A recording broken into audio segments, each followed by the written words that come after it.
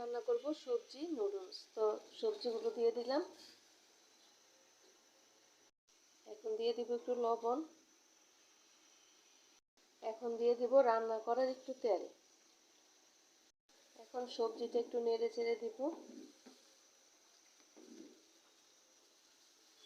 সবজিটা সিদ্ধ হয়ে গেছে। এখন নুডলসটা একদম গুঁড়ো গুঁড়ো করে দিয়ে দেব।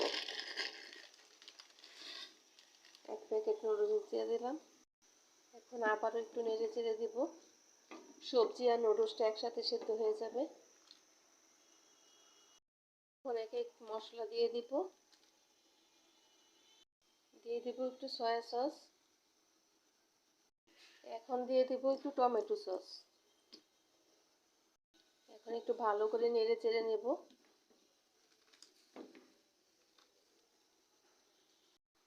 এখন দিয়ে দেব অল্প একটু টেস্টিং সল্ট।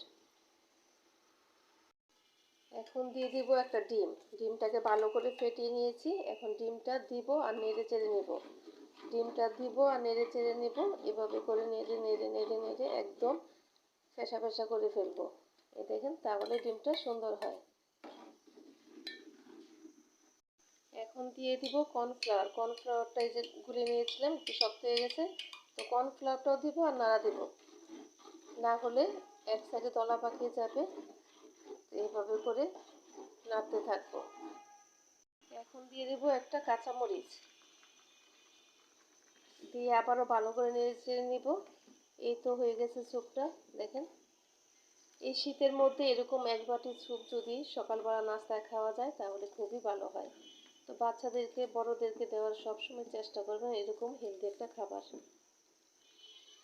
তো আমি এখন স্যুপটাকে বেড়ে নেব। এই দেখেন কত সুন্দর হয়েছে। তো কার কার কাছে এই স্যুপটা ভালো লাগে কমেন্ট করে অবশ্যই জানাবেন। আমি কিন্তু প্রায় সময় এই স্যুপটা বানাই। এই দেখেন কত সুন্দর হয়েছে, মাশাআল্লাহ। তো আপনাদের কাছে কেমন লেগেছে? যদি ভালো লেগে থাকে তাহলে সব সময় ভালোবেসে আমার পাশে থাকবেন আর দয়া করে পুরোটা ভিডিও দেখে কমেন্ট করবেন।